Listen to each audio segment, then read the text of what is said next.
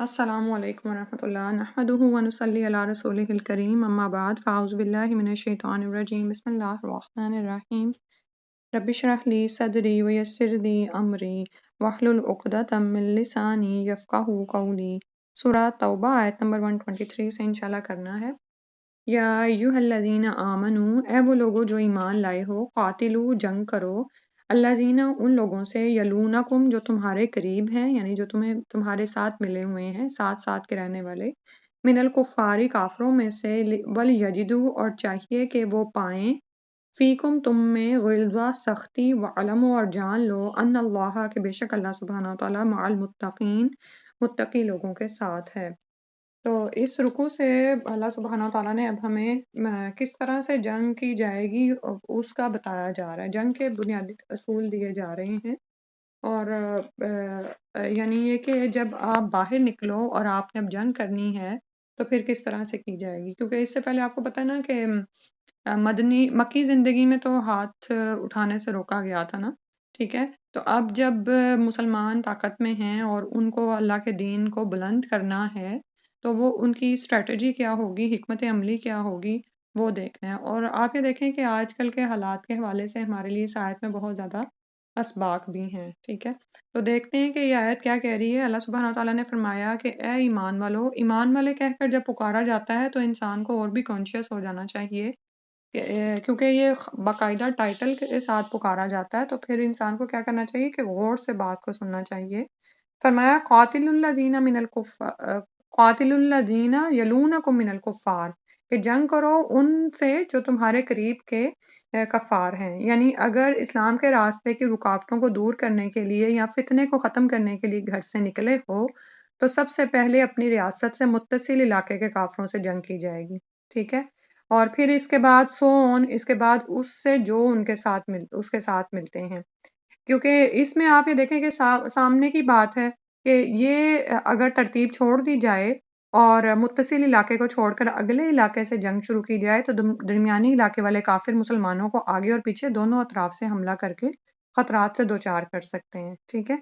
اب جس شخص کے اندر سوچ کیا ہوگی کہ مجھے تو اللہ کے کلمے کو بلند کرنا ہے اور یہ کام جو میں کر رہا ہوں یہ میں اقتدار کے لیے نہیں کر رہا ہوں یا اپنا مال بڑھانے کے لیے نہیں کر رہا ہوں، بلکہ خالص اللہ کے لیے اس کی نیت ہوگی تو وہ اسی ترتیب کو مد نظر رکھے گا، کیونکہ اس کے سامنے اسلام کا امیج اور اسلام کی طاقت جو ہے وہ اہمیت رکھتی ہوگی، ٹھیک ہے۔ لیکن اس کے برعکس اگر کوئی شخص اپنی جان کے لیے کسی پر، یعنی اپنا اقتدار حاصل کرنے کے لیے، اپنا رعب جمانے کے لیے، یا اللہ کے علاوہ اس کا کوئی اور مقصد ہے، تو نعوذ باللہ اگر وہ قریب کا علاقہ چھوڑ کے، قریب کے کافروں کا علاقہ چھوڑ کے کسی ایسے کافروں کے علاقے پر جا پڑتا ہے جہاں پر حربی طاقت کم ہے یا یہ کہ وہ لوگ کم ہیں اور ان کو اپنے قبضے میں کرتا ہے، تو وہ دراصل اپنے ملک کو نقصان پہنچائے گا نا، کیونکہ وہ دور کے کافروں سے وہ جب جنگ کرے گا تو قریب کے کافر اس کے طیش میں آ کر اس کے ملک کو نقصان پہنچا سکتے ہیں، ٹھیک ہے۔ بات سمجھ آ رہی ہے؟ اب اس میں ہمارے لیے سیکھنے کا کیا ہے کہ جس طرح کہا گیا تھا نا کہ جب دین کو لے کر نکلو تو دین کا آغاز کہاں سے کرنا تھا، سب سے پہلے اپنی ذات کے اندر۔ مثال کے طور پر آپ یہ دیکھیں سورہ توبہ میں منافقین کا حالات ہم نے اتنے زیادہ پڑھے ہیں، تو اس میں بھی کیا ہے کہ یہ کیوں باتیں ہمیں بتائی جا رہی ہیں، یہ نہیں کہ ہم کعب بن مالک کے واقعے میں کھو جائیں اور یہ کہہ دیں کہ اچھا انہوں نے ایسے اور ایسے کیوں نہیں کیا اور یہ کیا ہوا اور وہ تینوں صحابہ نے، یا یہ کہ وہ 80 جو منافقین تھے وہ ایسے کیوں تھے، بلکہ ہم نے اپنے عمل کے لیے اس میں سبق لینا ہے نا، کہ ہمارے اندر تو ایسی کوئی کمی اور کجی نہیں ہے جس کو ہم دور کریں، ٹھیک ہے۔ بالکل اسی طرح جب آپ اسلام کی راہ میں آنے والی رکاوٹوں کو دور کریں گے نا تو جنگ سب سے پہلے کس سے ہوگی، اب آپ ہی بتائیں۔ یہاں پر تو خیر کافروں سے جنگ کا کہا جا رہا ہے نا، لیکن سب سے پہلی جنگ جو ہم عورتیں اپنے کسی کے خلاف کریں گی وہ کس کے خلاف ہوگی؟ اپنے نفس کے خلاف اپنے اور اپنی نفس کے خلاف، ہاں جی جی، بارک اللہ لکم، اپنے نفس کے خلاف، اپنی شہوات کے خلاف، اپنی خواہشات نفسانی کے خلاف۔ اگر آپ کو لگتا ہے کہ آپ فرائض میں کمی نہیں کر رہی لیکن سنتیں چھوٹتی ہیں، مستحب اعمال چھوٹتے ہیں، یا یہ کہ آپ دین کے معاملے میں آگے سے آگے نہیں بڑھ رہی ہیں، تو دیکھیں کہ آپ کی اپنی ذات میں کہاں کمی ہے. یہ نہ دیکھیں کہ میرے بچے میرے لیے ٹائم نہیں چھوڑتے، یہ نہیں کرتے، وہ نہیں کرتے، بلکہ کیا کریں گی پھر آپ شہوات میں اپنی کمی کریں گی نا. یعنی آپ کو کوئی چیز بہت محبوب ہے کھانے پینے کے حوالے سے، لیکن اس کی تیاری میں، اس کو پکانے میں، اس کے لیے گروسری کرنے میں اور اس کو کھانے میں بہت زیادہ ٹائم صرف ہو جاتا ہے. تو اب کمی کہاں پر آپ کریں گی؟ اس کی میں، تاکہ آپ وہاں سے کچھ وقت بچا کر اپنی روح کو دے سکیں اور اس کے یعنی اپنے اس نفسانی خواہش کے خلاف جنگ کر سکیں. آپ یہ دیکھیں کہ جتنا زیادہ ہم کھاتے ہیں نا اور اتنا ہی ہمارا کام بڑھتا ہے، تو ہمارا ذہن اللہ کے بارے میں نہیں سوچتا، پھر ہم تھک کے بیٹھ جاتے ہیں. لیکن یہی اگر ہم کبھی تھوڑا سا بھوک رکھ کے کھائیں نا، تو سبحان اللہ، جو اللہ تعالیٰ سے ایک تعلق قائم ہوتا ہے، جو اللہ تعالیٰ کی ایک معرفت حاصل ہوتی ہے اور جو علم حاصل ہوتا ہے، اس کی بات ہی الگ ہے. ٹھیک ہے. اسی طرح جب ہم اس سے مزید آگے بڑھیں گے تو اپنے گھر سے تعلیم کا آغاز ہوگا. اب یہ نہیں کہ باہر کے بچوں کو جا کر آپ سیدھا کرنا شروع ہو جائیں، بلکہ تعلیم عقل مند ماں وہی ہوگی جو اپنے بچوں کی تربیت کرے گی. ٹھیک ہے. ان کو اس قابل بنا دے کہ وہ باہر جا کر دوسروں سے بات کرنے کے قابل ہوں، اور بجائے یہ کہ ان سے انفلوئنس ہو، ان کو انفلوئنس کرنے کے قابل ہوں. اپنے خامندوں کو اس قابل ہم کر دیں. ٹھیک ہے. تو پہلی جنگ، یعنی بیسیکلی تو یہ کفار یہاں پر آیا تو کافر کس کو پریزنٹ کر رہے ہوتے ہیں؟ شیطان کو، باطل کو. تو اپنے گھر میں اگر ہمارے کوئی باطل قوتیں ہیں جو تو وہ بھی اس کو اسی طرح سے ہی لیں. ٹھیک ہے. اور پھر اسی طرح جیسے میں کہہ رہی تھی کہ آج کل کے حالات کے حوالے سے بھی ہمارے لیے یہی سیکھنے کا مقام ہے کہ کتنی دفعہ ذہن میں یہ سوال پیدا ہوتا ہے کہ وہ لوگ جو جہاد میں ہیں تو ہم ان کی کیا مدد کریں؟ ہم سے ہمارے شاکلہ کے بارے میں سوال ہوگا نا. ٹھیک ہے. اب وہاں پر جو لوگ ہیں وہ اس وقت فرض عین کی جنگ کی حالت میں آگے، اور اگر ان کے پاس مکمل طاقت نہیں ہے تو ارد گرد کے علاقے جو مسلم ہیں یا جس تک بھی خبر پہنچی، جو اپنی اپنی صلاحیت کے مطابق مدد کر سکتا ہے. ٹھیک ہے. وہ ہو گیا. لیکن اب ہم یہاں پر بیٹھے ہوئے ہم کیا کریں گے؟ ہمارا جو کام ہے تبلیغ دین کا، ہم وہ کرتے رہیں گے. ٹھیک ہے. اپنے ارد گرد کے لوگوں میں یہ پیغام عام کریں گے، اور اس کے علاوہ اپنے ارد گرد کے کافر، اور کافروں میں بھی وہ جو کہ آپ کے زیادہ قریب ایک تو علاقے کے اعتبار سے، اور دوسرا آپ سے بات چیت کے اعتبار سے. آپ نے دیکھا ہوگا کہ کچھ کافر ایسے ہیں، اب اس میں سبھی کو لے لیں، اہل کتاب ہیں، مشرکین ہیں، یہود و نصارہ، جو بھی لوگ ہیں، یا یہ ہنود ہیں. تو ان سب کے ساتھ کیا ہوتا ہے کہ کچھ کا دل ایسا اچھا ہوتا ہے کہ وہ آپ کے ساتھ اچھے طریقے سے بات کرتے ہیں، اور آپ کوئی بات کریں تو وہ سنتے ہیں. تو ایسے لوگوں تک سب سے پہلے پیغام لے کر جائیں. ٹھیک ہے. اور اس کے بعد اس طرح یہ چیز جاری رہے انشاءاللہ. اور پھر فرمایا وَلْيَجِدُوا فِيكُمْ غِلْظَةً، اور چاہیے کہ وہ تم میں شدت، سختی پائیں. سبحان اللہ. اب یہاں پر مسلمان کے ایمانی روب کی طرف اشارہ کیا گیا ہے کہ مومن کیا ہوتا ہے؟ اپنے لوگوں کے لیے، مومنین کے لیے تو نرم ہوتا ہے، لیکن کافروں کے لیے سخت ہوتا ہے.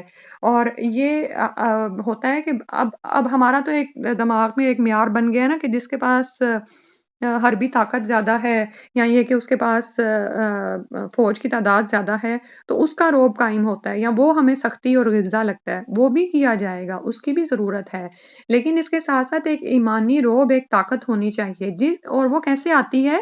جب آپ کا ایمان بلند ہوتا ہے، جب آپ کو اپنے دین پر مکمل بھروسہ اور اللہ پر توکل ہوتا ہے. ٹھیک ہے. بات سمجھ آ رہی نا؟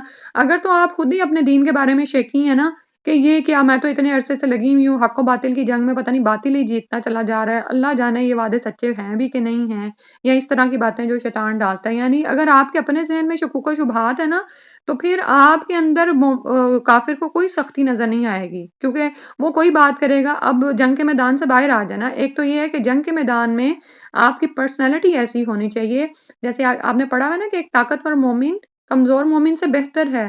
ٹھیک ہے.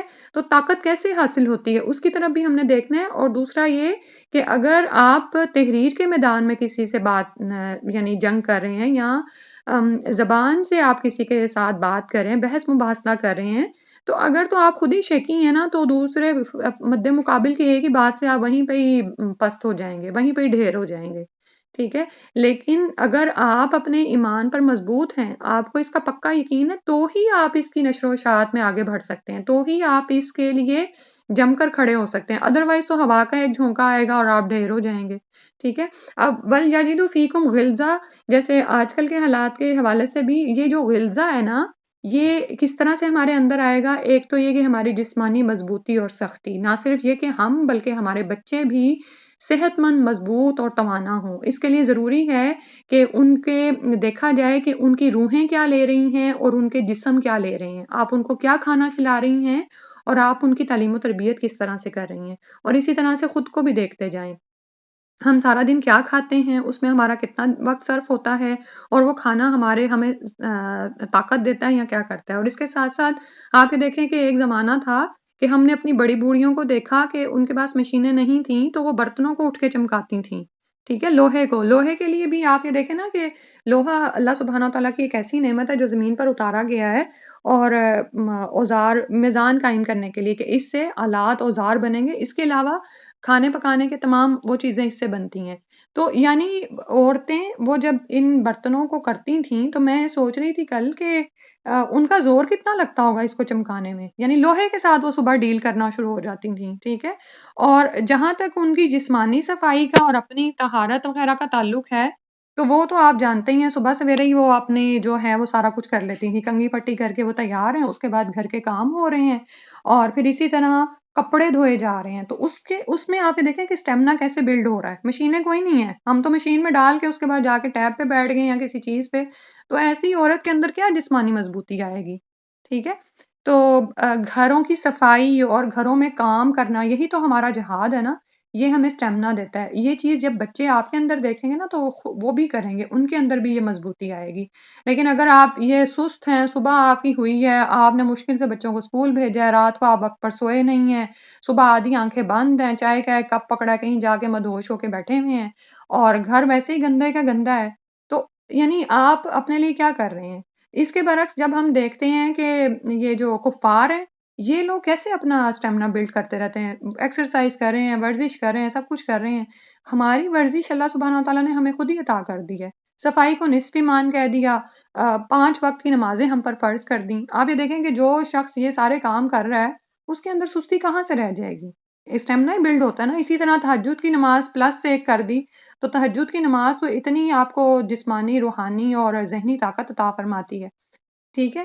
تو اس کے بعد جو دوسرا غلظہ ہے جو ہمارے اندر سختی، شدت، ایمان پر مضبوطی اور استقامت ہونی چاہیے، اس کے لیے کیا ضروری ہے کہ ہم اپنے علم کو بڑھائیں۔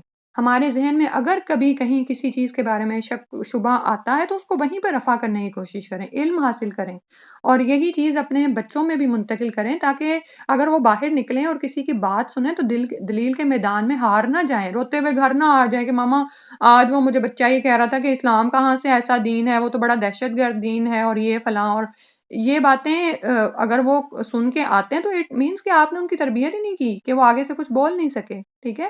تو وَلْيَجِدُوا فِيكُمْ غِلْظَةً، یہ غلظہ ہمیں اندر پانا ہے۔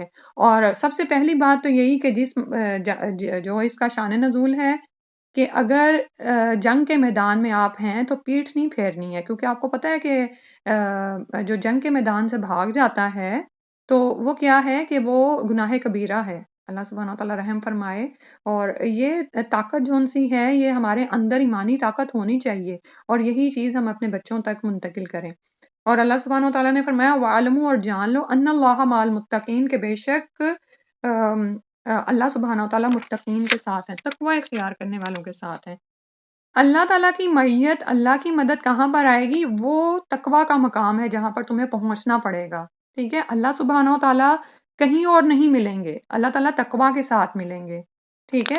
اللہ کی مدد، اس کا ساتھ تقوی سے حاصل ہوگا، ٹھیک ہے۔ اور تقوی کیا ہے کہ ہر کام میں اللہ سبحانہ و تعالیٰ کا خیال کہ اللہ مجھے دیکھ رہا ہے، میں نماز پڑھ رہی ہوں اللہ سبحانہ و تعالیٰ مجھے دیکھ رہے ہیں، میں کوئی بھی کام کر رہی ہوں اللہ تعالیٰ مجھے دیکھ رہے ہیں، کسی سے معاملہ کر رہی ہوں تو اللہ تعالیٰ مجھے دیکھ رہے ہیں۔ آپ دیکھیں گے کہ جب آہستہ آہستہ آپ یہ پریکٹس کریں گے نا تو اللہ کو پا لیں گے، اللہ کی ایک الگ سے آپ کی میت خاص جو ہوتی ہے نا وہ انسان کو حاصل ہو جاتی ہے۔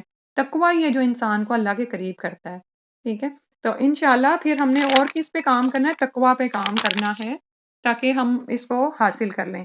اور دوسرا، جنگ کے ضابطوں کے لحاظ سے تقوی کا ذکر یہاں پر کیوں آیا ہے کہ اب جب پیچھے فرمایا وَلْيَجِدُوا فِيكُمْ غِلْظَةً، چاہیے کہ وہ تم میں سختی پائیں، تو اس کا مطلب یہ نہیں ہے کہ تم تمام ضابطوں اور احکامات کو بھول جاؤ، مثال کے طور پر اب عورت ہے، بچوں کی تربیت کر رہی ہے، لیکن اس کا یہ مطلب نہیں ہے کہ بچوں کے ساتھ بد اخلاقی سے پیش آئے گی، ٹھیک ہے؟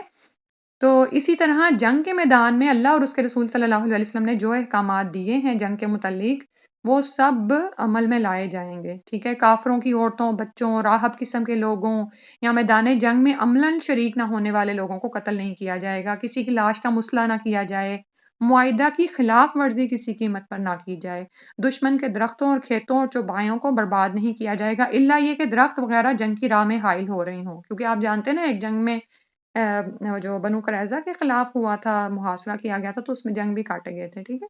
تو یعنی بنیادی رولز یہ ہیں، لیکن اگر کہیں جنگ چھڑی ہوئی ہے اور معاہدہ آلریڈی ختم ہو چکا ہے تو پھر تو ظاہر ہے غلطہ ہوگا، کیونکہ وہ تو یہ ہے نا کہ ان کا معاہدہ ان کے منہ پر دے مارو اور ان کے ساتھ مقابلہ کرو تاکہ وہ تم میں سختی پائیں اور تمہارے خلاف مقابلے کی ہمت نہ کر سکیں، ٹھیک ہے؟ تو اب یہ تمام چیزیں انسان کے مد نظر رہیں گی، تو ایسے تمام امور میں اللہ سے ڈرتے رہنا چاہیے، اور اللہ تعالیٰ ایسے ہی ڈرنے والوں کا ساتھ دیتا اور ان کی مدد فرماتا ہے، ٹھیک ہے؟ جیسے ابھی شروع میں ہی بات ہوئی ہے نا کہ اگر کوئی فی سبیل اللہ یہ کام کر رہا ہے نا، تو وہ پھر اللہ تعالیٰ کے احکامات کو مد نظر رکھے گا، لیکن جس کے مقصد ہی اپنا نام چڑھانا ہے، تو پھر وہ ان کو بھول جائے گا، تقویٰ بھی نہیں کہیں ہوگا اس کے اندر۔ پھر اس کے بعد فرمایا وَإِذَا مَا أُنزِلَتْ، اور جب بھی کوئی سورت نازل کی جاتی ہے، فَمِنْهُمْ، تو ان میں سے من جو یقولو کہتا ہے، ایُّکم کس کا تم میں سے زادتہ ہذہ ایمانا، اس سورت نے بڑھا دیا اس کا ایمان، فَأَمَّا الَّذِينَ آمَنُوا، تو وہ لوگ جو ایمان لائے، فَزَادَتْهُمْ ایمانا، تو ان کا بڑھ جاتا ہے ایمان، ٹھیک ہے؟ اللہ تعالیٰ ایسے ہی لوگوں کا ایمان بڑھا دیتے ہیں۔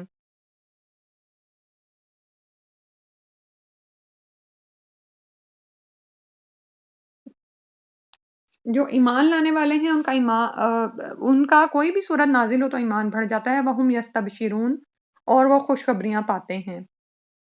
اب یہاں پر فرمایا گیا کہ جیسے پیچھے منافقت کا ذکر ہو رہا تھا نا، تو منافق اپنے منافق ساتھیوں سے یا جن کا کمزور ایمان ہوتا تھا نا، ان سے تنزیہ سوالات کرتے تھے کہ، اور پھر ایسی باتیں کرتے کہ اچھا یہ جو صورت نازل ہوئی ہے اس نے تم میں سے کس کا ایمان زیادہ کر دیا ہے؟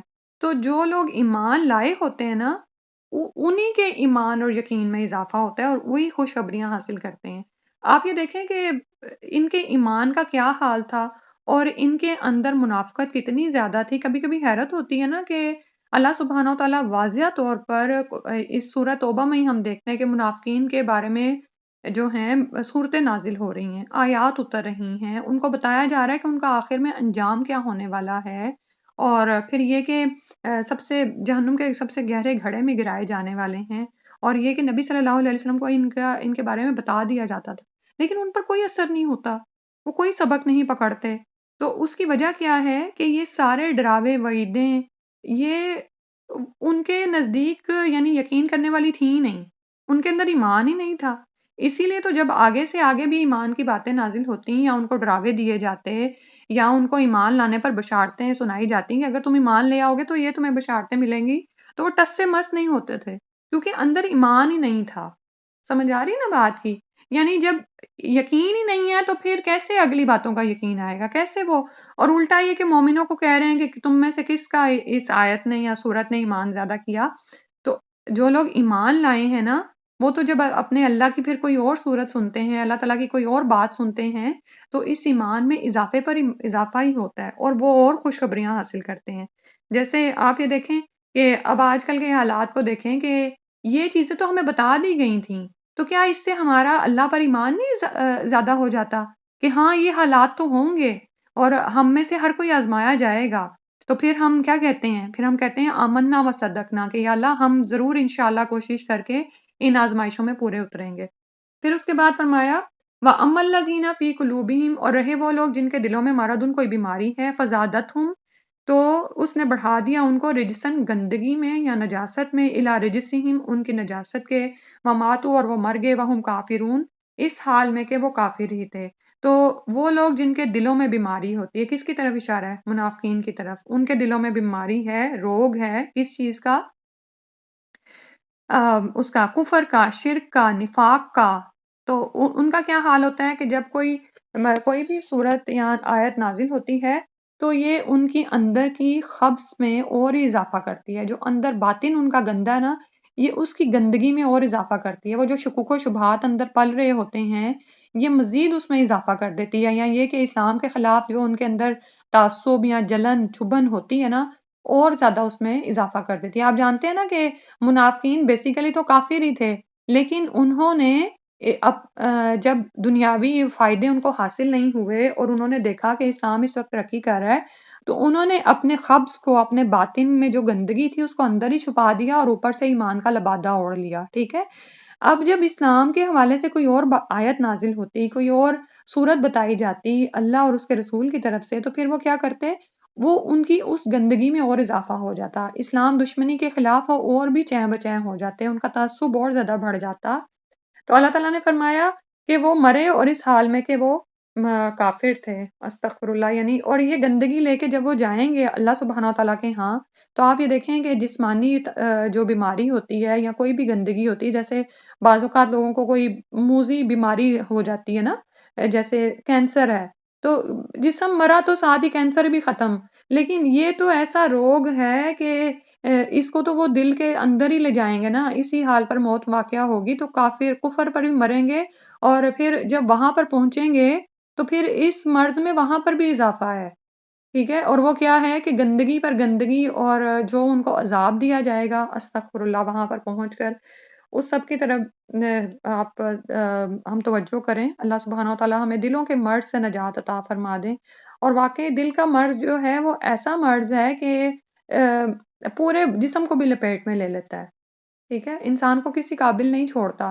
لیکن اس مرض کی اصلاح ہم نے اسی دنیا میں کر کے جانی ہے، کیونکہ جیسے میں نے بتایا نا کہ جسمانی بیماری تو موت کے ساتھ ختم ہو جاتی ہے، لیکن یہ جو روحانی بیماری ہوتی ہے، دل تو اسی حال میں بند ہو جاتا ہے جس حال میں ہم جی رہے ہوتے ہیں. اللہ سبحانہ و تعالیٰ ہمارے حالوں پر رحم کرے اور ہمیں ایمان پر موت عطا فرما دے. اور پھر یہ کہ آپ یہ دیکھیں کہ جب دل کے اندر ہی گندگی ہوتی ہے نا، تو اللہ کا نور وہاں پہ نہیں اترتا. اسی لیے تو جب کوئی صورت نازل ہوتی ہے تو وہ ان کو سمجھ نہیں آتی تھی، بلکہ وہ ان کی گندگی میں ہی اضافہ کرتی تھی. کیونکہ ان العلم نور من نور اللہ، کیونکہ بے شک علم جو ہے وہ اللہ کے نور میں سے ایک نور ہے. وَنُورُ اللَّهِ لَا يُؤْتَىٰ لِعَاصٍ، اور اللہ کا نور کسی گناہ گار کو عطا نہیں کیا جاتا. اللہ اکبر. اس میں ہمارے لیے بھی سیکھنے کا بڑا مقام ہے. ایک سلف صالح سے کسی نے پوچھا کہ حافظے کی خرابی ہے تو میں یعنی مجھ سے یعنی حفظ نہیں ہوتا، یا یہ کہ سم ٹائم ہم کہتے ہیں نا کہ سبق نہیں یاد ہو رہا ہے، تو وہ کہنے لگے فَأَوْصَانِي تَرْكَ الْمَعَاصِي، تو انہوں نے ان کو گناہوں کو چھوڑنے کی وصیت کی. یعنی اب جیسے میں نے ابھی کہا نا کہ جب ہم منافقین کا حال پڑھیں گے تو ہم ان کے بارے میں نہیں سوچیں گے، ہم یہ سوچیں گے کہ یہ ہمارا تو حال نہیں ہے کہ ادھر قرآن کی آیت کوئی چل رہی ہوتی ہے اور ہم کہتے ہیں اللہ یہ کیا آیا، ابھی تو میں سبق یاد کر کے آئی ہوں، پھر کوئی اور صورت سنوں، کوئی اور آیت سنوں. یہ تب ہوتا ہے جب ہمارا دل ابھی مکمل طور پر ایمان کی طرف آیا ہی نہیں ہے. ہمارا دل ابھی وہیں پر ہی کہیں باطل میں پھنسا ہوا ہے، وہی کہیں دنیاوی خواہشات اور کوئی نفس کی خواہش ہے جو ہمیں بے چین کیے ہوئے ہے. ہم ابھی اس سے باہر نہیں نکلے ہیں. کوئی گناہ ہے جس کی لذت ہمیں چھوڑ نہیں رہی ہے. اس چیز کو چیک کرنا بڑا ضروری ہوتا ہے. ٹھیک ہے. ہمیں سبق نہیں یاد ہو رہا، ہمارا ذہن کمپوز نہیں ہو رہا، ہماری توجہ نہیں لگ رہی، کہیں اور بٹ رہی ہے، تو دیکھیں کہ کہاں پر کمی ہے، کہاں پر کمی ہے، کون سا گناہ ہے جو ابھی بھی میں کر رہی ہوں، میں اس کو نہیں چھوڑی، کون سی غفلت ہے جس سے میں باہر نہیں آ رہی، کون سی سستی ہے کہ جس کی وجہ سے قرآن مجھے حفظ نہیں ہو رہا. بعض اوقات ہم بڑی خواہش رکھتے ہیں نا کہ ہمیں قرآن حفظ ہو جائے، لیکن بار بار بھول جاتا ہے، بار بار بھول جاتا ہے. تو دیکھنے کی ضرورت ہے کہ ذہن میں کہاں پر کوئی گرا ہے، دل میں کون سا مرض ہے جس کو ابھی صحیح کرنے کی ضرورت ہے. اسی طرح ان کے ہاں ایک اور مسئلہ تھا نا، جیسے رئیس المنافقین کو یاد کر لیں، عبداللہ بن ابئی کو، وہ بادشاہ بننے والا تھا، اس کی تاج پوشی ہونے والی تھی نا. تو لیکن جب رسول صلی اللہ علیہ وسلم آئے تو اس کو یہ مرتبہ نہیں دیا گیا. تو اس نے اندر کیا چھپا لیا؟ تعصب، حسد، جیلسی اور تکبر تھا کہ میں بڑا ہوں. تو اور جیسے کہنے لگا نا ایک دفعہ کہ جو ہے ہم جا کر وہاں کے رذیل کو باہر نکال دیں گے، نعوذ باللہ من ذالک، کہ وہاں کا عزت والا اس کے ذلیل کو. تو یہ میں اس لیے کھول کے بتا رہی ہوں تاکہ ہم ان کے کردار کو سمجھیں اور یہ کوشش کریں کہ یہ چیزیں ہمارے اندر نہ آنے پائیں. تو اس کے اندر تکبر تھا. تکبر جو ہے نا، میں نے جیسے آپ کو بتایا تھا نا کہ ایمان کے راستے کی رکاوٹوں میں پہلی چیز ہی تکبر ہے، جو شیطان نے کیا تھا. ٹھیک ہے، کہ انا خیر من، کہ میں اس سے بہتر ہوں، کہ مجھے تو نے آگ سے پیدا کیا اور اس کو مٹی سے پیدا کیا. تو یہ جو تکبر ہے یہ منافقین کے دلوں میں بھی تھا، جو ان کو اللہ کی باتیں سننے نہیں دیتا تھا. وہ خود کو بڑا سمجھتے تھے کہ نہیں، ہم سے بھی بڑھ کے کوئی علم والا ہو سکتا ہے. یہی چیز آپ کو یہودیوں میں بھی نظر آتی ہے نا. ٹھیک ہے، اور اسی طرح یہودیوں کا بھی ذکر اس لیے کیا کہ یعنی ہم ان کے کردار سے بھی سبق لیں کہ ایسا تو نہیں ہے کہ تکبر نور ایمان کو اندر ہی نہیں آنے دیتا، اللہ کی بات ہمیں سمجھ ہی نہیں آتی ہے، ہم اپنی ہی ذات کے اس میں پھنسے ہوئے ہیں.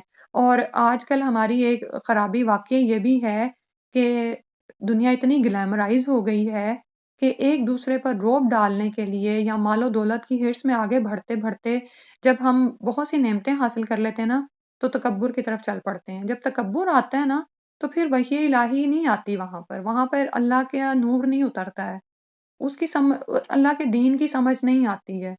اللہ سبحانہ تعالیٰ ہمیں تکبر سے بھی بچا لیں. اور یہ جو تکبر ہے نا، یہ بعض اوقات ہمیں پتہ بھی نہیں چل رہا ہوتا اور ہم کر رہے ہوتے ہیں. کبھی اپنے سے چھوٹے کے خلاف، یعنی اس کو تو کچھ بھی نہیں آتا، آپ کیا شروع سے ہی سیکھے ہوئے ہی پیدا ہوئے تھے. اللہ اکبر. ٹھیک ہے، تو اسٹوڈنٹس کے ساتھ معاملہ کرتے ہوئے، اپنے بچوں کے ساتھ معاملہ کرتے ہوئے، اپنے خامد کے ساتھ معاملہ کرتے ہوئے دیکھیں کہ کہیں کوئی ایروگینس تو نہیں ہے، کہیں کوئی تکبر تو نہیں ہے کہ میں تو بڑی علم والی ہوں اور مجھے تو بڑے کام آتے ہیں. تکبر علم کے علاوہ اور کاموں کا بھی ہو سکتا ہے. کہ تو پھر اب کیا کرنا ہے کہ ہم نے یہ چیزیں اپنے اندر چیک کرنی ہے کہ ہمارے مرض اگر اندر کوئی ہیں، کیونکہ وہ مرض کیا کریں گے، وہ نعوذ باللہ جب آیتیں بھی تلاوت ہوں گی تو فزادتہم رجسن الی رجسہم، وہ مرض میں اضافہ ہی کریں گے. استغفر اللہ. وماتوا وہم کافرون، اور اس حال میں مریں گے کہ کافر ہی ہوں گے، اسی گندگی کے ساتھ مریں گے. اللہ سبحانہ تعالیٰ رحم فرما دے، آمین یا رب العالمین. پھر اس کے بعد فرمایا اولا یرون انہم یفتنون، کیا بھلا وہ دیکھتے نہیں کہ بے شک وہ آزمائے جاتے ہیں فی کلی آمن، ہر سال میں، مرتن ایک بار او مرتین یا دو بار، ثم لا یتوبون، پھر وہ توبہ نہیں کرتے، ولا ہم یذکرون، اور نہ ہی وہ نصیحت پکڑتے ہیں. سبحان اللہ، یہ قرآن کا اعجاز ہے. کل جب میں یہ لیکچر تیار کر رہی تھی تو میں اتنی حیران ہو رہی تھی کہ آپ یہ دیکھیں کہ جو حالات ہم پر گزرے ہوتے ہیں نا، اللہ تعالیٰ وہی ہمارے سامنے چیز لے آتے ہیں. اسی طرح آپ نے اگر کہیں اور بھی کسی کلاس کی کمٹمنٹس کی ہوئی ہیں تو ضرور ان کو ساتھ ساتھ کرتے رہا کریں. ہو جاتا ہے کبھی کہ ایک دن لیٹ ہو جاتے ہیں آپ، لیکن اس سے زیادہ نہ ہو. ایک دن لیٹ ہو گئے، 2 دن ہو گئے، لیکن اسی ہفتے میں اس کام کو مکمل کر لیں، کیونکہ اسی میں آپ کا علاج ہوتا ہے. ابھی جو ہم نے پڑھا نا کہ دلوں کی بیماری، تو آپ یہ دیکھیں کہ ہر سال تو آزمائش پڑ رہی ہے. کبھی کوئی بیماری ہے، کوئی دکھ آ جاتا ہے، درد ہے، بلا ہے، مصیبت ہے. کووڈ کس طرح سے اتنے سال لگا کے گیا. کبھی اولاد سے کوئی تکلیف پہنچتی، کبھی زوج سے، کبھی مال کی آزمائش آتی ہے. اب یہاں پر بات تو منافقین کی ہو رہی ہے کہ یہ منافقین ہر سال آزمائے جاتے ہیں، 1 دفعہ یا 2 دفعہ. اسی طرح ہم یہاں پر چاہے عافیت میں بیٹھے ہوئے ہیں، لیکن کیا ہوتا ہے، کبھی کسی نے خبر سنا دی فلاں جگہ پر یہ ہو گیا ہے، فلاں جگہ پر یہ ہو گیا ہے، تو کیا ہوتا ہے، آزمائش آ گئی نا. اب آپ کا عمل دیکھا جا رہا ہوتا ہے کہ آپ کیا کرتے ہیں. تو فرمایا ثم لا یتوبون، پھر وہ توبہ نہیں کرتے. تو کیا کرنا ہے، ہم نے توبہ کرنی ہے، رجوع کرنا ہے، پلٹنا ہے، اللہ سے عافیت مانگنی ہے، سبق پکڑنا ہے اس چیز سے کہ یہ جو حالات آ گئے. تو آپ یہ دیکھیں کہ دنیا میں جو کچھ بھی ہو رہا ہے تو ہم تو یہ پڑھتے آ رہے ہیں شروع میں ہی. اگر کسی پر قیامت نہیں بھی قائم ہوئی تو اس کی تو موت آ گئی تو قیامت قائم ہو گئی. تو اگر ایسا کوئی واقعہ ہم پڑھیں تو ہمارا کیا حق بنتا ہے کہ ہم پر کیا یعنی عائد ہو جاتا ہے کہ ہم سستی غفلت کو چھوڑ دیں، آگے بڑھیں، اپنے کام مکمل کریں. جن کاموں کے کرنے کا اللہ نے ہمیں حکم دیا ہے اس میں اب سستی نہ دکھائیں. ٹھیک ہے، اگر ہم کسی گناہوں میں پڑے ہوئے تھے، کسی غفلت سستی میں تھے، تو یہ جو آزمائشیں آتی ہیں نا ہلانے کے لیے، شیک کرنے کے لیے کہ آپ بھی نہ جاگو گے، ابھی بھی سوئے رہو گے، ابھی بھی انتظار میں رہو گے، نہیں. ثم لا یتوبون، تو ہم توبہ کرتے ہیں اللہ آپ کی طرف، ہم جھک جائیں، ہم اپنے گناہوں سے باز آ جائیں اور نیکیوں میں سبقت کریں. ولا ہم یذکرون، تو کیا ابھی بھی وہ نصیحت نہیں پکڑیں گے کہ اتنی آزمائشیں، ہر سال آزمائش آتی ہے، 2 دفعہ آتی ہے، 1 دفعہ آتی ہے. کبھی بھی ہمیں خیال نہیں آتا کہ یہی وہ قرآن ہے جس کو ہمیں تھام لینا چاہیے، یہی ہمارے لیے نصیحت کی کتاب ہے جس میں ہماری کامیابی ہے، فلاح لکھ دی گئی ہے۔ نہ صرف یہ کہ ہمارے لیے بلکہ اپنے بچوں کے لیے ٹارگٹ سیٹ کر دیں۔ کیا ہمیں ابھی تک اس قرآن پہ یقین نہیں آیا کہ ہم اپنے بچے کو پکڑ کے بیٹھ جائیں اور اس کو کور ٹو کور ایک ایک آیت یاد کروا دیں؟ کر جائیں گے بچے، آپ یہ دیکھیں کہ اگر کوئی جن بچوں کو آپ لگا چکے ہیں الحمدللہ، جو رہ گئے ہیں ان کو بھی پکڑیں آج سے ہی۔ یہ کام باہر کسی نے نہیں کرنا، یہ ہم نے ہی تو کرنا ہے، اور یہی تو ہم سے چھوٹتا چلا جا رہا ہے۔ اور یہ صورتحال آ گئی ہے کہ کوئی بھی اس طرح کوئی آزمائش آتی ہے تو ساری دنیا حیران ہے، اور ہم ان کی باتیں سن سن کے حیران ہو جاتے ہیں کہ اب ہمارا عمل کیا ہونا چاہیے، ہم نے کیا کرنا ہے۔ ہوتا ہے نا کہ ایسے اسٹینڈ سٹل ہو جاتے ہیں، اب کیا کریں، آگے کیسے بڑھیں۔ تو ہر دور میں علماء نے ایسے حالات میں لوگوں کو تھاما اور ان کو جگایا کہ اگر تمہیں یہ جو آزمائشیں آ رہی ہیں، یہ اللہ سبحانہ وتعالیٰ چاہتے ہیں کہ تم پلٹو، رجوع کرو۔ اور بہت سے لوگ آپ یہ دیکھیں کہ کووڈ میں پلٹے ہیں، پھر اس کے بعد کس طرح سے آگے اس طرح ہوتا ہے نا۔ تو اسی طرح آپ کی زندگی میں بھی ایسے مقامات آئے ہوں گے اور اب آتے جاتے ہیں نا، تو اس سے کیا ہوتا ہے کہ ہم چاہتے ہیں کہ ہم ایمان میں اور آگے بڑھیں، تو اس کے لیے پھر ضروری ہے کہ اس نصیحت کو لے لیں۔ وَلَا هُمْ يَذَّكَّرُونَ، یعنی وہ ابھی بھی نصیحت نہیں پکڑتے۔ کہاں سے نصیحت پکڑیں گے ہم؟ قرآن سے بڑھ کر کون سی کتاب ہے ہمارے پاس کہ ہم نصیحت پکڑیں؟ ٹھیک ہے، اور اس میں تو فقہ کا بھی کوئی جھگڑا نہیں ہے۔ پہلے آؤ تو اپنے عقائد تو مضبوط کر لو، آپ کرو، اپنے بچوں کے کرو، کوئی بھی نہیں سکھائے گا باہر۔ حتیٰ کہ میں کہتی ہوں اسلامک اسکولوں پہ بھی بھروسہ نہ کریں۔ جو کام ایک ماں 1 on 1 بیسس پہ کر سکتی ہے، ایک ٹیچر، اسلامک ٹیچر اتنوں پہ کرے گا۔ 20-25 ایک کلاس میں اگر بچے ہیں تو وہ کتنا کام کرے گا؟ اصل محنت تو ہماری ہی ہے نا، اور ہم ہی سے پوچھا جانا ہے۔ قُوا أَنفُسَكُمْ وَأَهْلِيكُمْ نَارًا۔ پھر اس کے بعد فرمایا وَإِذَا مَا أُنزِلَتْ سُورَةٌ، اور جب بھی نازل ہوتی ہے کوئی سورت، نَظَرَ بَعْضُهُمْ إِلَىٰ بَعْضٍ، تو ان میں سے بعض کی طرف دیکھتے ہیں۔ هَلْ يَرَاكُمْ مِنْ أَحَدٍ، کہ کیا دیکھتا ہے تم کو کوئی ایک، ثُمَّ انصَرَفُوا، پھر وہ پلٹ جاتے ہیں۔ صرف اللہ قلوبہم، اللہ تعالیٰ نے پھیر دیا ان کے دلوں کو، بِأَنَّهُمْ، بوجہ اس کے کہ بے شک وہ قوم لا یفقہون، وہ ایک ایسی قوم ہے جو سمجھتے نہیں ہیں۔ تو جب بھی کوئی صورت نازل ہوتی، یا ہوتا کیا تھا کہ رسول صلی اللہ علیہ وسلم مسلمانوں کو مسجد نبوی میں بلا کر بطور خطبہ انہیں وہ صورت سناتے تھے۔ اب منافقوں کی مجبوری یہ تھی کہ کہنے کو مسلمان تھے تو انہیں بھی مسجد میں آنا پڑتا تھا، اور نفاق کا شبہ دور کرنے کے لیے حاضری لگوانی پڑتی تھی۔ تو اب جب وہاں پر پہنچ جاتے نا، تو ادھر ادھر دیکھتے تھے کہ کوئی ہمیں دیکھ تو نہیں رہا ہے۔ یا پھر آپ یہ دیکھیں کہ کیا ہوتا ہے کہ جب ایک مجلس میں آپ بیٹھے ہوئے ہوتے ہیں نا، تو آپ اپنے جیسے لائک مائنڈیڈ پیپل کی طرف دیکھ رہے ہوتے ہیں ادھر ادھر نا، کہ اب کیسے دوڑیں یہاں پر۔ اور جو تو لوگ آپ کو پتا ہوتا ہے کہ یہ تو مجلس میں جو بات ہو رہی ہے اس کے حمایتی ہیں، آپ ان سے اپنی نظریں بچا رہے ہوتے ہیں، ٹھیک ہے۔ تو پھر کیا کرتے، وہ وہاں سے نکل جاتے، یعنی یہ کہ آنکھوں ہی آنکھوں میں ایک دوسرے سے اشارہ کرتے، یہ جو لائک مائنڈیڈ پیپل ہوتے، کہ دیکھو تمہیں کوئی دیکھ تو نہیں رہا ہے، کوئی مسلمان تو نہیں دیکھ رہا، پھر وہاں سے کھسک جاتے، پلٹ جاتے۔ اللہ تعالیٰ نے ان کے دلوں کو راہ حق سے پھیر دیا، کیونکہ یہ لوگ ایسے ہیں کہ کچھ بھی نہیں سمجھتے۔ اللہ سبحانہ تعالیٰ اس حالت سے بچائے کہ ابھی آیت گزری نا کہ ہر سال 1 دفعہ یا 2 دفعہ آزمائے جاتے ہیں، پھر بھی توبہ نہیں کرتے اور نہ ہی نصیحت پکڑتے ہیں۔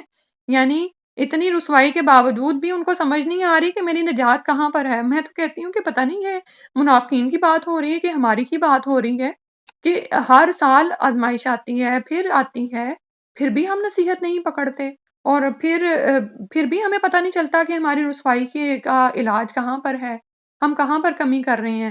تو ایسے لوگوں کے دلوں کو اللہ تعالیٰ پھیر دیتا ہے، بِأَنَّهُمْ قَوْمٌ لَا يَفْقَهُونَ، کہ وہ سمجھتے نہیں ہیں، شعور نہیں رکھتے۔ اب کس چیز کا شعور نہیں تھا ان کو؟ وہی جو آپ نے پیچھے پڑھا نا کہ تفقع پیدا کیا جائے دین میں، دین کی اصل روح کو سمجھا جائے، اللہ تعالیٰ ہم سے کیا چاہتے ہیں، اللہ کو ہم سے کیا مطلوب ہے، یہ سمجھا جائے۔ اور اللہ تعالیٰ کی طرف سے جب کوئی آزمائشیں آتی ہیں تو انسان توبہ کرے، پلٹے، پھر ہی انسان کو عزت نصیب ہو سکتی ہے نا۔ یعنی ہماری دینوں دنیا کی بھلائی کس میں پوشیدہ ہے، ہم اس کو پکڑ لیں، اس قرآن اور حدیث کو تھام لیں۔ یہ وہ 2 چیزیں نا جو نبی صلی اللہ علیہ وسلم نے فرمایا میں تم میں چھوڑے جا رہا ہوں، اس کو تھام لو گے تو کبھی گمراہ نہ ہوگے۔ لیکن جس قوم کو یہ سمجھ نہیں آتی ہے نا، تو پھر ان کے دل پلٹے ہی رہتے ہیں۔ وہی دلوں کا مرض ہے نا، وہ چاہتے ہیں یہاں سے بھاگ جائیں۔ ان کو جب قرآن کی کوئی صورت سنتے تو ان کے دل ایسی محنت نہیں لگتے، تو پھر جب نہیں لگتے تو اللہ سبحانہ و تعالیٰ ایسے ہی لوگوں کو، ان کے دلوں کو ہی اللہ تعالیٰ راہ حق سے پھیر دیتے ہیں، کیا وہ کچھ بھی نہیں سمجھتے۔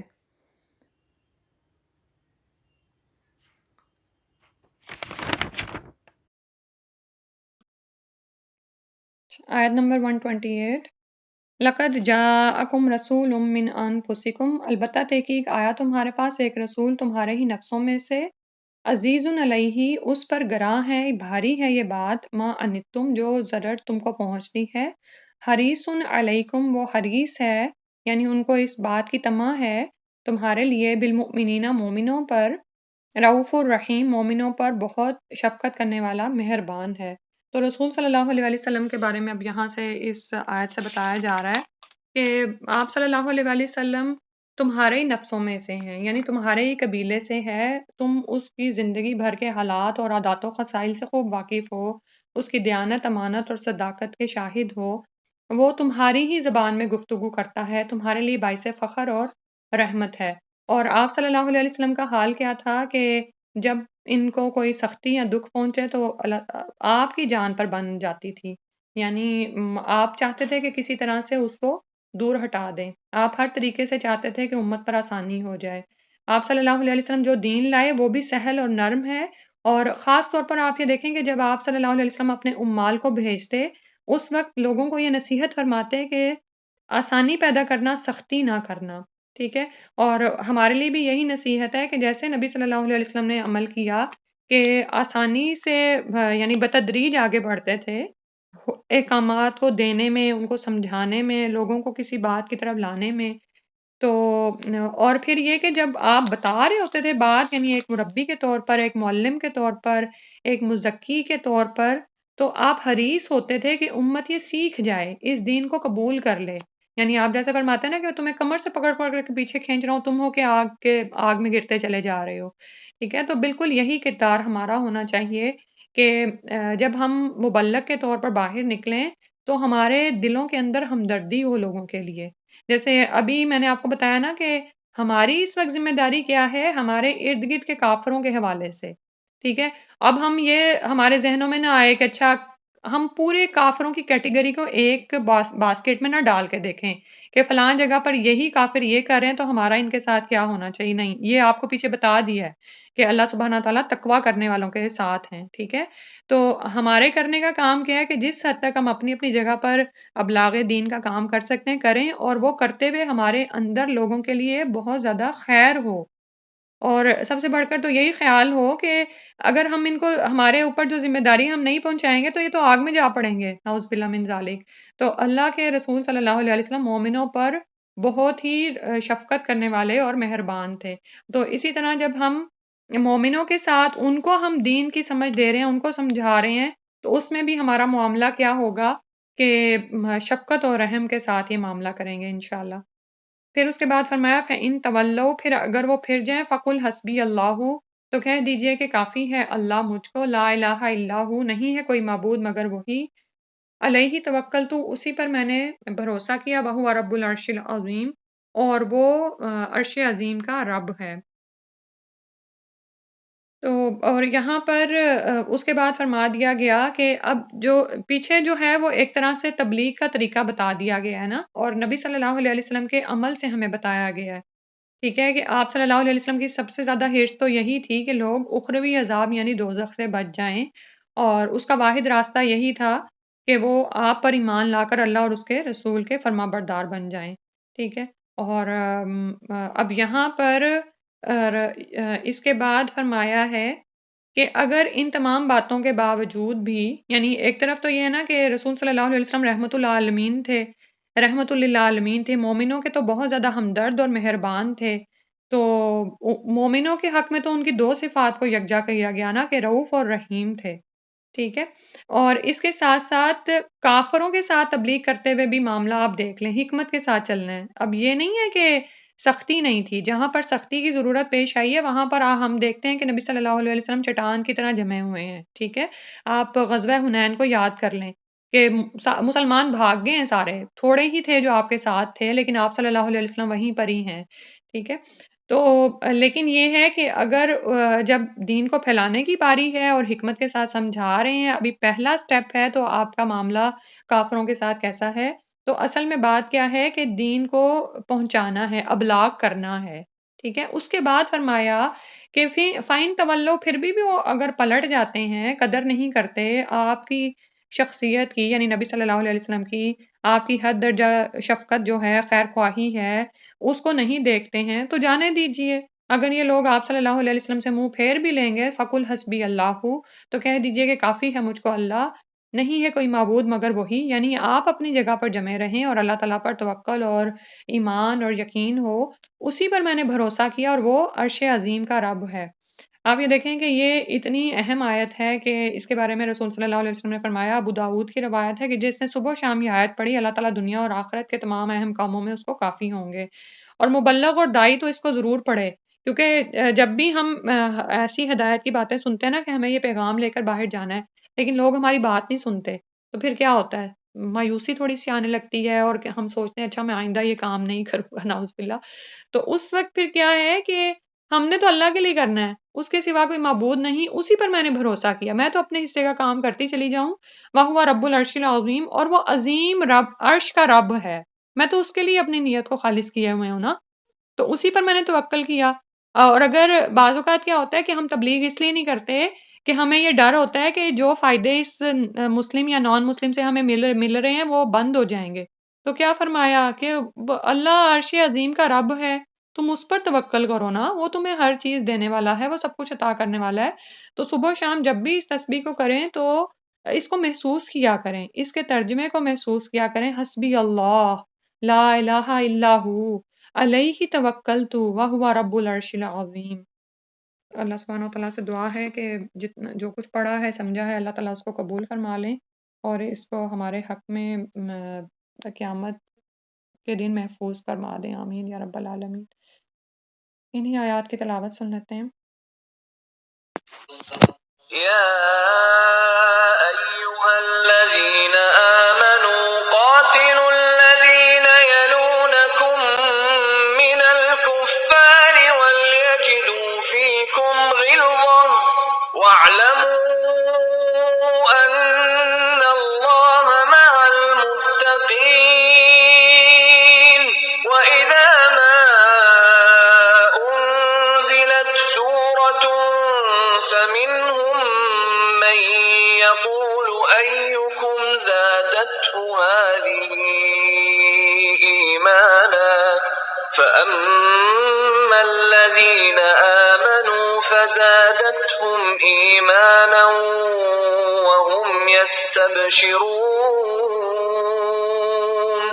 وأما الذين في قلوبهم مرض فزادتهم رجسا إلى رجسهم وماتوا وهم كافرون أولا يرون أنهم يفتنون في كل عام مرة أو مرتين ثم لا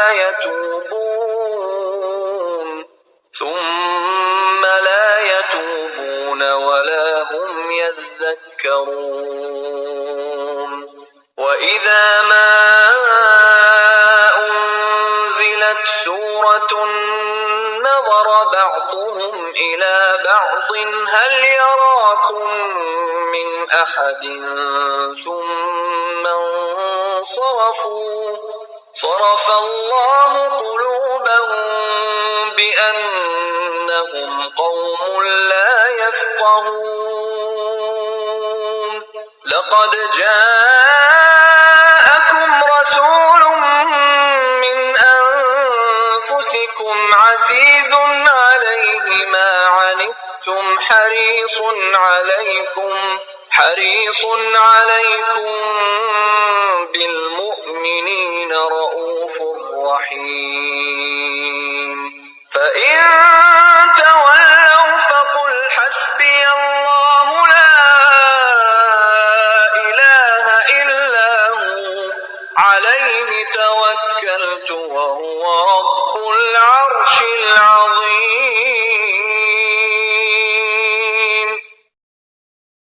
سبحانک اللہم و بحمدک، نشہد ان لا الہ الا انت، نستغفرک و نتوب الیک۔